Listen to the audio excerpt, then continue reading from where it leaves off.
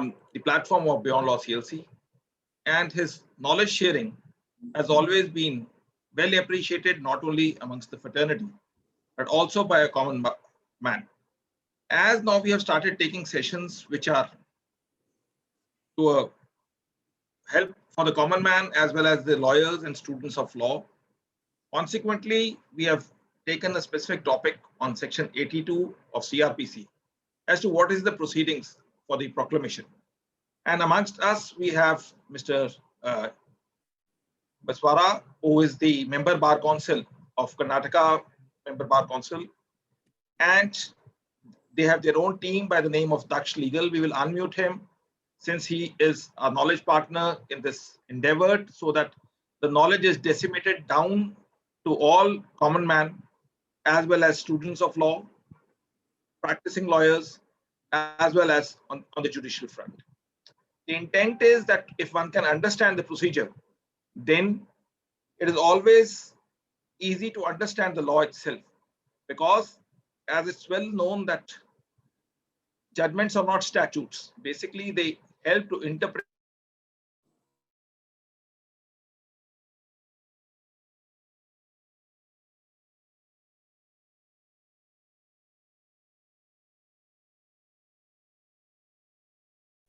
in the absence of the same, the proceedings were quashed.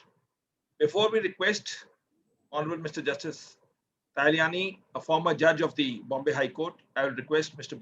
Baswara, who is our knowledge partner, to unmute himself so that we can share the common platform. Mr. Baswaraj, kindly unmute yourself.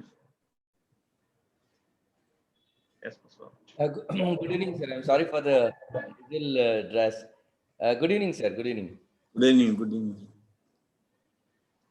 We established the knowledge sharing platform using Facebook in the year 2014. And I basically use it for sharing the judgments of the Supreme Court and the Karnataka High Court out of passion. And it reached about 52,000 members. And recently we have launched a proper website itself named dakshalegal.com. And most of our work, as my learned friend is doing, is pro bono. And we share the common platform that way, sir. Over to you, sir. Over to you, Justice Tahaliyani. It's a pleasure connecting with you. Oh, good evening to everybody. And Mr. Vikas, thank you very much for inviting me for this subject. And I am very much thankful because after this lockdown from March 2020, now April 2021 has come. We have been confined to homes mostly because of our seniority in age. And these platforms do really help us to interact with you and to release the tension, in fact. So the stress which we are going through at home, sitting at home without any work, except few consultations and all these things, is coming in contact with the members of legal fraternity. It is a great pleasure, and I am very, very thankful to Vikas, and it's a pleasure to meet all of you who have joined this meeting. And I hope and believe that the subject which we have taken, it is in fact not a very serious subject, but I feel that it is serious in the sense that it deals with the liberty of the person. Since liberty of the person is paramount in the words of Supreme Court, so this law pertaining to the proclamation is not that easy as we feel. And it is very technical also. The technicalities involved in this law are sometimes not taken into consideration by many judicial officers, and therefore their orders also do fail in the upper courts. And lawyers also just take it sometimes not very seriously, and they do not go into the dates and all these things to see that whether the proclamation was properly issued and whether it is technically right, whether on the basis of this particular proclamation, further proceedings of attachment of property and all this can be taken up. So if this discussion on this subject will definitely help all of us to understand the law as well as the peculiar technicalities of the law as to how a technical mistake in the proclamation or any proceedings with regard to proclamation may result into the failure of further steps which are taken after the issuance of proclamation. So this basically is a process to secure attendance of a person before the court of law, where his or her attendance was could not be secured by summons or warrant. Now, if you read section 82, you will find that there is a word person, not accused. Normally, junior lawyers will find it advantageous for them to understand this, that normally we feel that this is used only against the accused. This can be used only against the accused.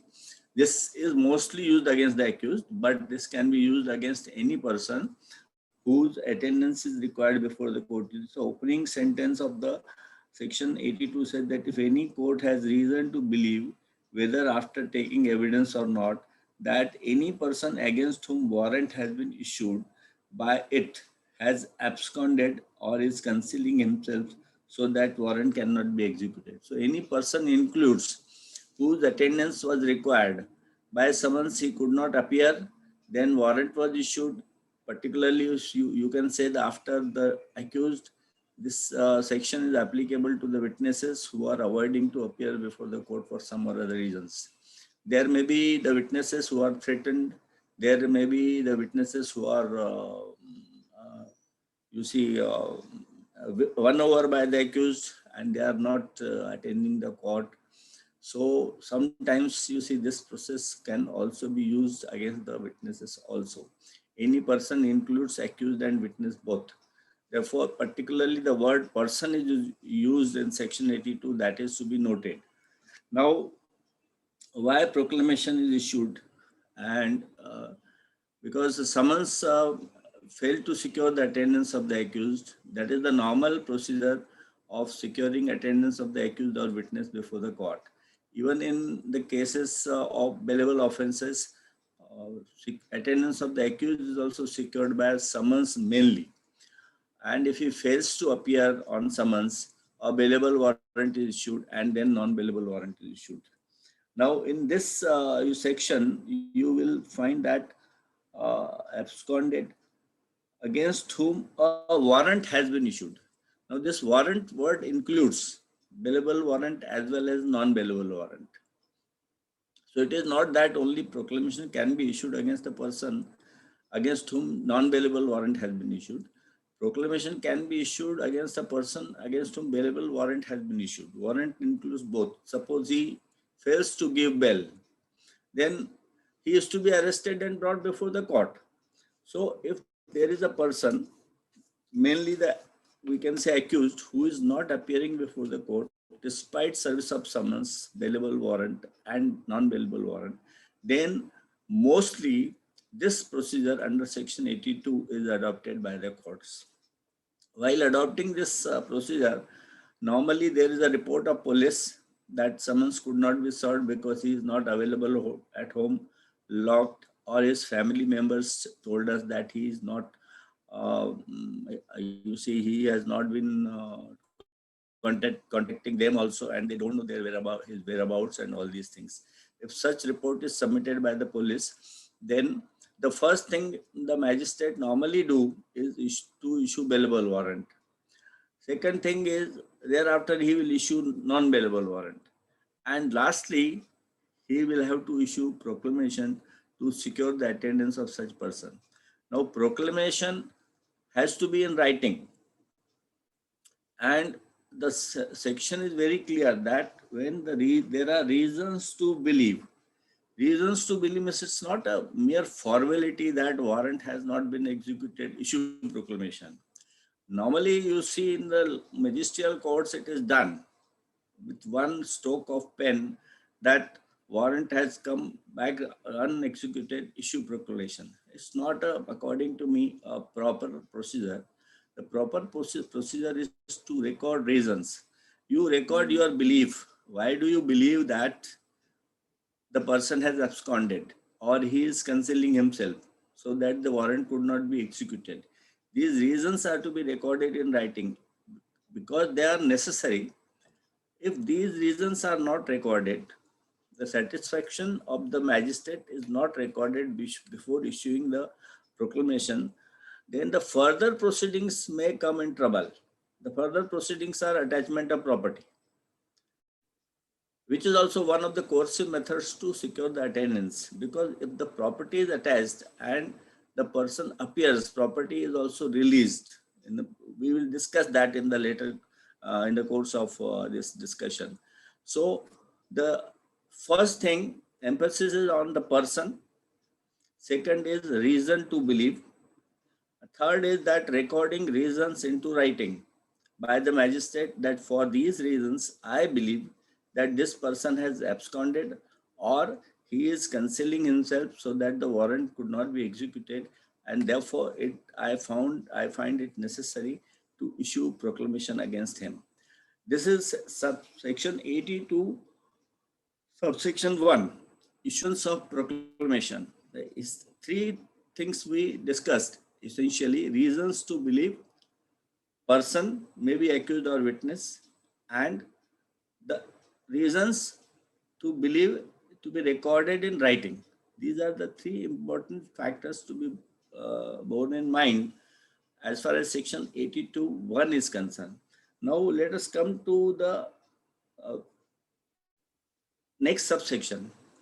When this proclamation is valid, simply issuance of proclamation is not sufficient, because when a court issues a proclamation against a person or accused, he must know that his attendance is required. Sometimes it is possible that he might not be knowing that summons was issued, his family members returned, he might not be knowing that the warrant was issued, police had come and it was returned. Therefore, the proclamation has to be published. Publication is necessary because the person whose attendance is required under proclamation, he must know. The publication is how it is to be published. It is mentioned in section 82(2). It is to be published by publicly read, or it can be pasted on conspicuous place near the door of the house of the accused or witness, whoever he is. It can be pasted in the prominent place of the courthouse. It can also be pasted in the police station to whom the responsibility of execution of warrant has been given.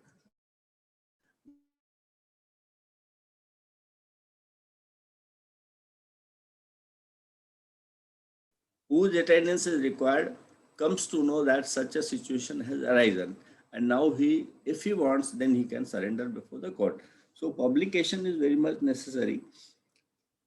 Now, whether the proclamation was properly published or not, the recording of statement by the magistrate in the proceedings that it is properly published, it is conclusive proof of publication of the proclamation. So these are two things. One is against whom and how proclamation can be issued. Number 2, publication. Number 3, subsection 3 is, I told you, statement in writing by the magistrate that it is published. And in what situation, for what offences proclamation can be issued? What should be the charge against the person where the proclamation? Now you see subsection 4, where a proclamation is published under subsection 1 is in respect of a person accused of offences punishable to appear specified, pronounce him.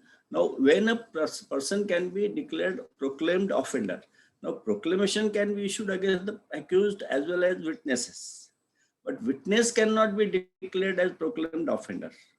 Accused can be declared as proclaimed offender. And in what circumstances he can be declared as proclaimed offender? It is stated in subsection 4. if he has committed any of the offences mentioned in subsection 4 of section 82, then he can be declared as proclaimed offender.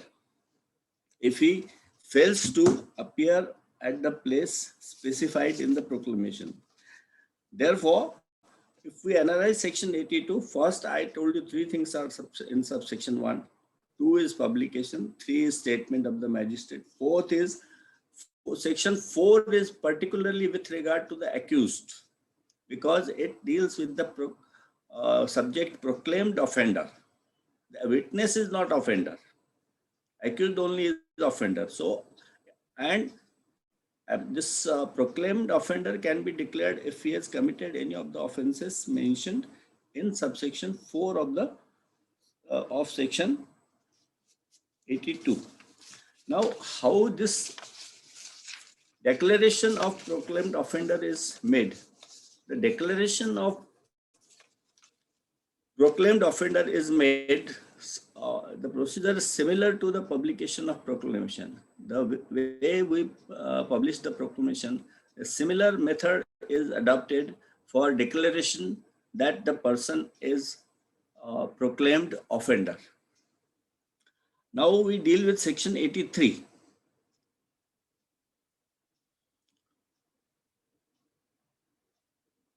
Now this section 83 deals with attachment of property.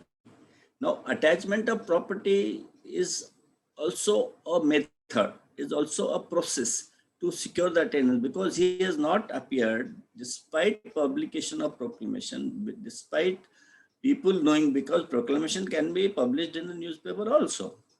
So if he doesn't appear despite publication of proclamation in the newspapers, it is widely known that he is proclaimed offender. Despite that he is not coming, then in that event, the further process the court is required to take is attachment of property. Now here also you will see that the reasons to be recorded by the court at any time after issuance of proclamation. Now attachment of property, this stage comes after issuance of proclamation, and for that also reasons are recorded by the magistrate that why he is issuing order of attachment of property. So these reasons are because he has not appeared despite issuance of this summons, warrant, bailable warrant, proclamation, publication, everything is done. He has not surrendered. So there is no other option. The only option, the only discretion the magistrate can use is to attach the property. That has to be recorded by the magistrate in writing, and thereafter he can issue the order of attachment of property. Now, I told you the attachment of property is after issuance of proclamation, but in some cases, attachment can be done simultaneously with the issuance of proclamation. Because like in civil court, you must have heard the decree before attachment. So here also, if there is apprehension that he will dispose of the property or he will alienate the property, and if there is a delay, and if the court waits for some time after the issuance of proclamation to proceed with the attachment of property, there are possibilities that his property might not be available for attachment. In these circumstances, the court is not prevented from issuing the order of attachment property simultaneously along with order of proclamation. So if you see section 83, main provision is in section 83.1. The proviso to section 83.1 deals with the exceptional circumstance of attachment of property along with the issuance of order of proclamation. Thereafter comes section subsection 2. Now subsection 2, 3 and 4 and 5 of section 83 deal with the procedure for attachment of property. If the property is within the district where the proclamation is issued, it can be attached.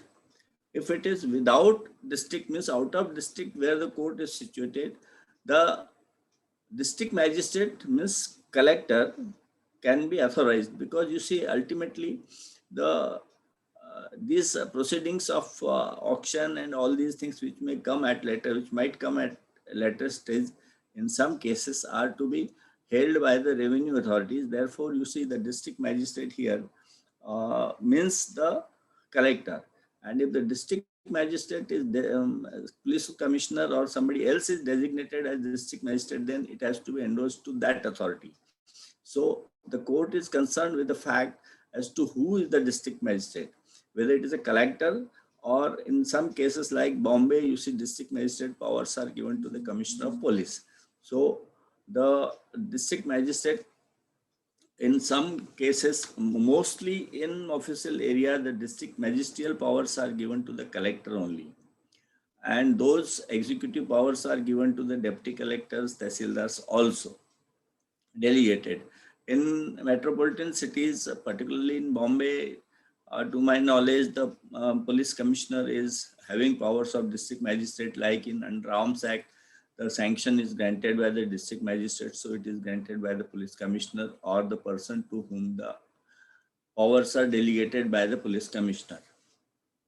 So this deals with the procedure as to how the property is to be attached, immovable property, movable property, how it is to be attached. And this deals with the property within the district, outside the district.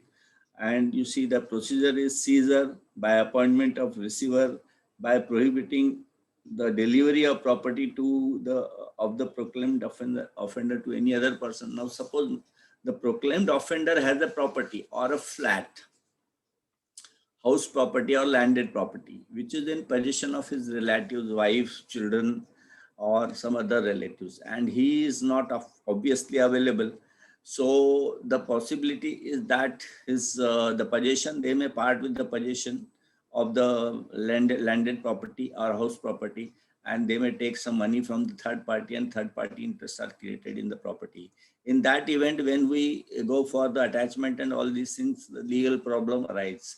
The legal problem is that the third party will go to the court and they will seek order of injunction that I have legally taken on rent and this, that. So the other side may be prevented from, you see, attaching my property or dispossessing me. So therefore, the order can be passed under subsection 3C by order in writing prohibiting the delivery of such property to the proclaimed offender person or to anyone on his behalf. By an order in writing prohibiting the delivery of such property to the proclaimed offender or any person on his behalf. If the property ordered to be attached is a date or movable property, that this is applicable to date and movable property only, not applicable to immovable property. Now, immovable property subsection 4 deals with immovable property. If the property ordered to be attached is immovable, the attachment under this section shall be, in case of land paying revenue, be made through collector. Now see, collector. The property, if it is a landed property, it is to be endorsed to the collector of the district in which the land is situated to take possession of the property by appointment of receiver, by an order in writing prohibiting the payment of rent, delivery of property to the proclaimed person or any other person on his behalf, by all or any of the methods mentioned herein above. Now, these are the methods by which this is all procedural method which the magistrate has to supervise. In some cases, he has to take help of the district magistrate. In some cases, he has to take help of the collector, depending upon nature of the property, whether it is movable or immovable property. Thereafter, there is section 84. Now we have seen 82 deals with the issuance of proclamation and basics for issuance of proclamation, how the valid proclamation has to be issued, and time given for surrender is to be mentioned in the proclamation, and it shall not be less than 30 days. That is the time limit mentioned in the section. and how publication is to be done and all these things. Then section 83, we have seen it deals with the declaring the person this proclaimed offender. 84, we have seen that it deals with the attachment of property. So all this step by step, if you see, these are the steps which are coercive than the step of non-bailable warrant. If non-bailable warrant or bailable warrant has not been able to secure the attendance of the person or the accused, then in that event, you see the further proceedings follow. So after attachment, suppose this procedure up to attachment is completed. Now there may be a situation may arise where some property is attached which the persons other than proclaimed offender are claiming. Now this situation is dealt with by section 84 of the CRPC. If any claim is preferred or objection made to the attachment of any property attached under section 83 within 6 months from the date of which attachment, 6 months of such attachment by any other person than the proclaimed offender, on the ground that claimant or objector has interest in such property and that such interest is not liable to be attachment under section 83.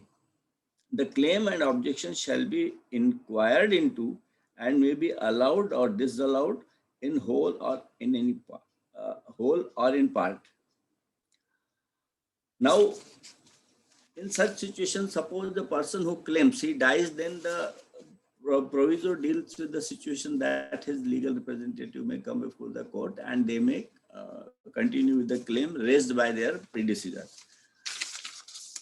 Thereafter, subsection 2 of section 84 deals as to who will entertain the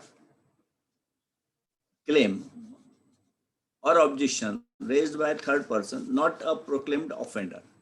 Section 84(2) deals with this situation, the jurisdiction or the authority before which such a claim can be made.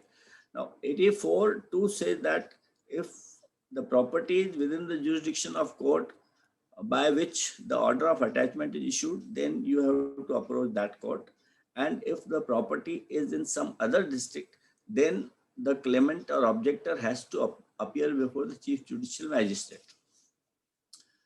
Chief Judicial Magistrate can assign the work of hearing and deciding the claim to any other magistrate subordinate to him.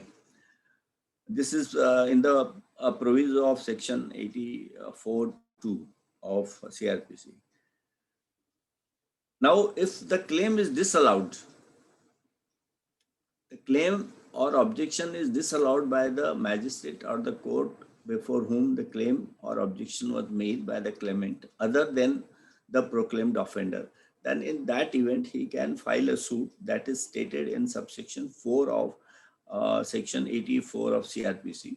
Institute a suit to establish right which he claims in respect of property in dispute, but subject to the result of suit, if any, the order should be. Now the order with regard to attachment will be final, subject to result of suit.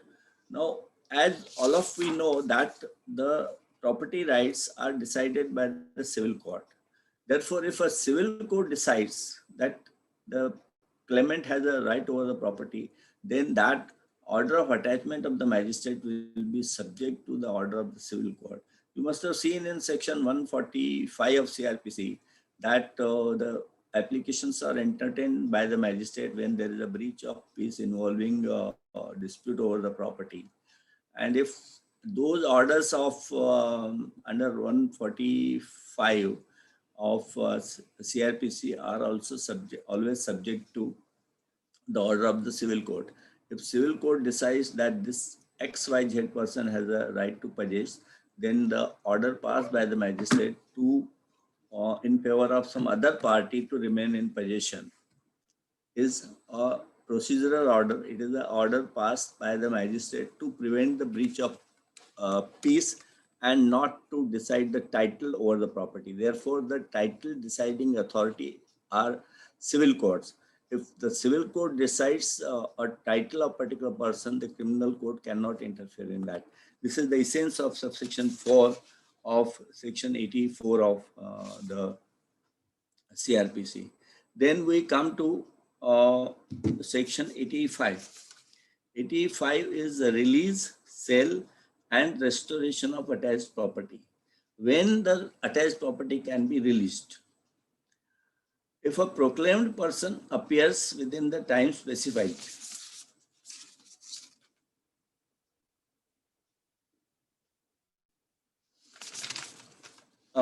in the proclamation, then the court shall make an order releasing the property. Now, if a time limit is given, which has to be not less than 30 days, in that event, the court has no option. Discretion is not given to the court. Court has to release the property from the attachment. If the proclaimed person appears within the time specified in the proclamation, the court shall make an order releasing the property from the attachment. The section is very clear. There is no scope of doubt. There is no scope for two interpretation of it. The property has to be released. Now, if the proclaimed offender does not appear within the time specified in proclamation, the property under attachment shall be at the disposal of government, but it shall not be sold until expiration of 6 months. Now, if the person does not appear within the specific time specified in the proclamation, the property in that event shall be at the disposal of the state government, and it cannot be disposed of by the magistrate or the judge issuing the proclamation. It shall be at the disposal of the state government.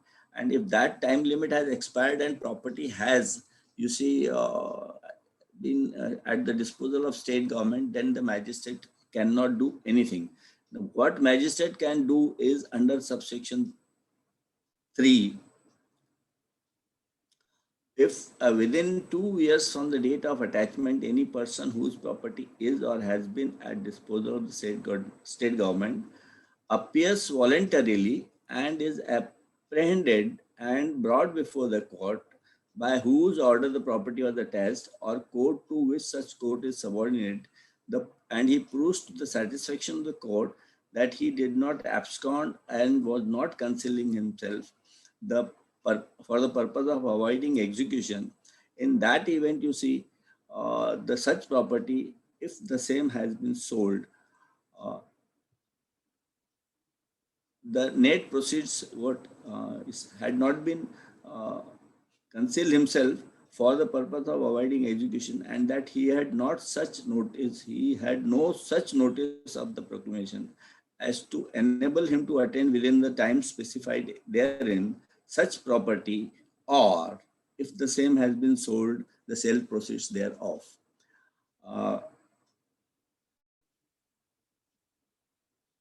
Shall after satisfying therefrom also be delivered to him. Now, if the person returns after 2 years, you see, within property has been disposed of government voluntarily and appears before the court within 2 years. Now, within 2 years, if he appears before the court and if he satisfies the court that he was not absconding,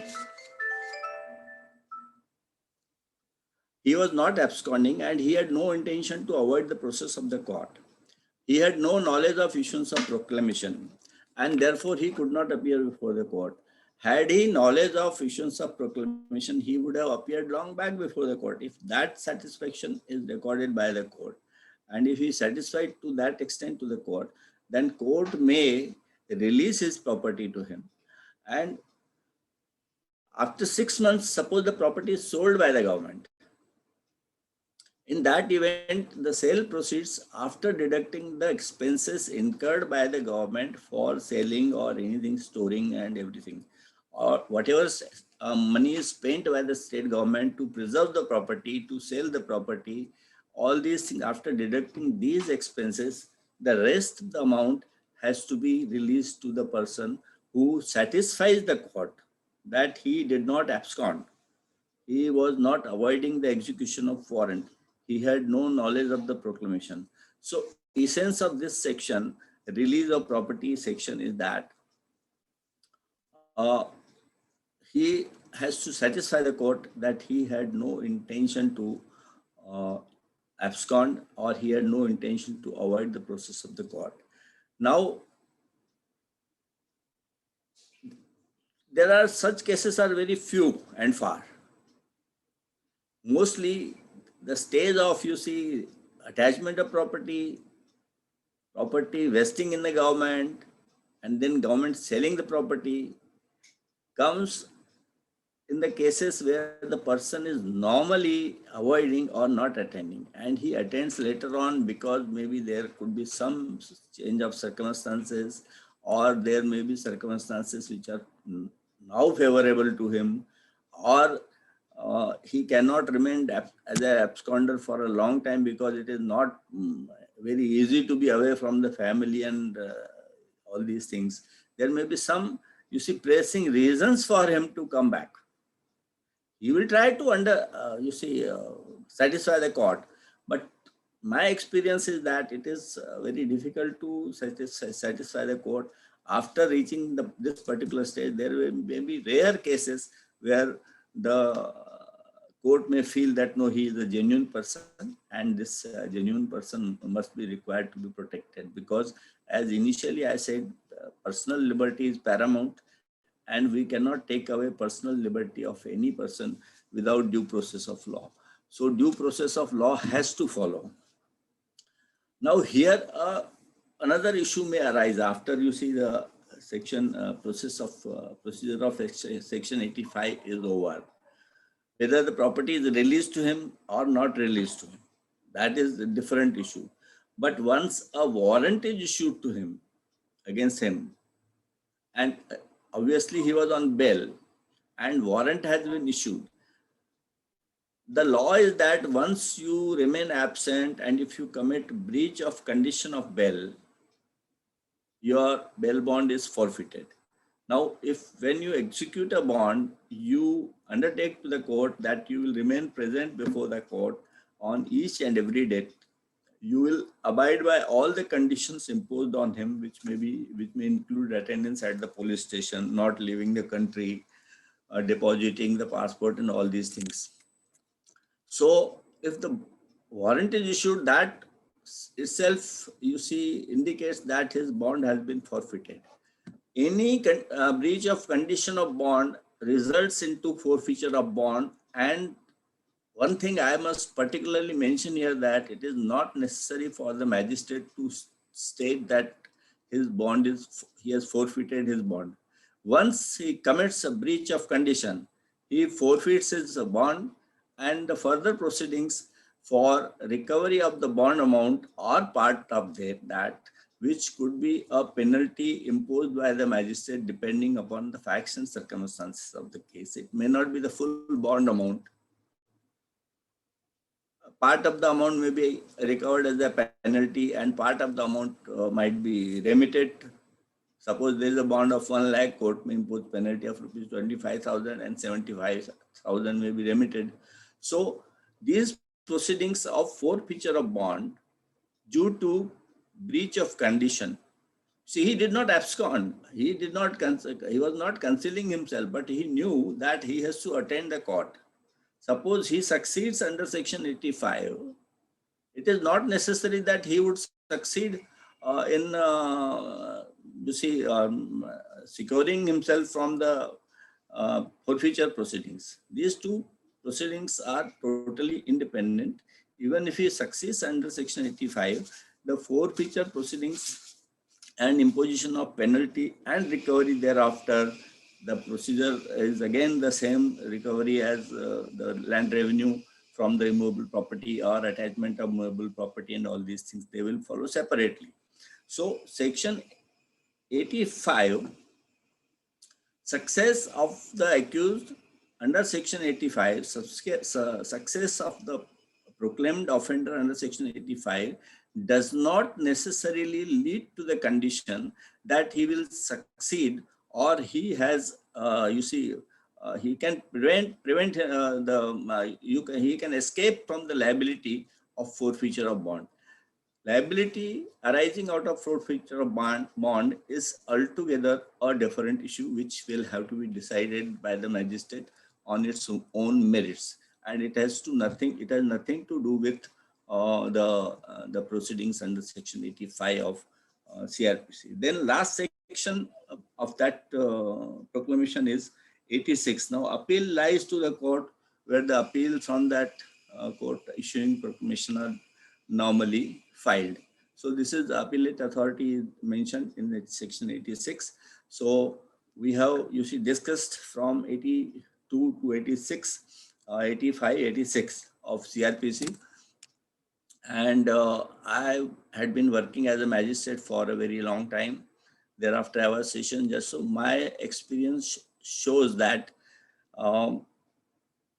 normally in such proceedings, there are many technical faults left, and they are not noticed by the judicial officers and are not noticed by the sometimes advocates appearing for the parties and the prosecutors. Because when we say 30 days from the date of publication, I have seen that there are many cases where it is not particularly seen.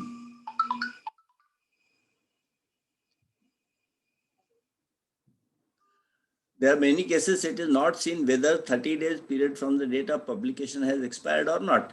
Now publication, what is the date of publication is not recorded by the magistrate. The statement of the magistrate that the publication is completed under Section 82 3 is not in the proceedings. Therefore, at later stage, this may create a complication when his property, and there are chances that the proclaimed offender may escape the liability of attachment of property and all these things. Therefore, those who are attending this discussion today and are magistrates, or those who are likely to become judicial officers, or those who have intention to become a judicial officer, they should note all these things, that any provision of a procedural law is not simply a procedure. It has to be, there are some procedures which are to be technically followed. So if we leave some technical mistake, it may create a problem in your further proceedings. Therefore, one has to, I can understand the workload on the magisterial courts in all over the country, because I had been magistrate. I know that what is the workload. But despite this, we have to be very, very careful to see that in our work, when there is technical work, we do it as technically proper as possible. So this is in a nutshell I wanted to discuss with you on proclamation and the intricacies of the procedure of proclamation. So Mr. Vikas, if there are any. It's a point well hammered, to the effect that if the statute, we always read that if the statute provides for a particular manner, a thing has to be done, it has to be done in that manner alone, and no other manner. Any vitiation thereof, right from 89 Supreme Court, where in the election petition the matter was said that if any vitiation of the procedure will lead to that. And same way in Tata Chemicals also. We will have, this is 2 questions have poured in so far. Naveen Kumar, is proclamation person named, proclaimed person named as a proclaimed offender? Yes, I could not follow the question. Sir, he says, is a proclaimed person same as proclaimed offender? A proclaimed is always offender, not a person. Because you see, I explained to you that there is a difference between the person and offender under Section 82. If we see Section 82, proclamation can be issued against any person. But if you see subsection 4, 82(4), where a proclamation published under subsection 1 is in respect of a person accused of an offense punishable under section so and so. So the proclaimed, after making such inquiry, the court may pronounce him to be a proclaimed offender. So it is to be noted that though the word person is used in section 82(1), the word used in 82(4) is the offender. So the proclaimed person is always a proclaimed offender. But a person under section 82, one could be a person other than the offender whose attendance is required by the court.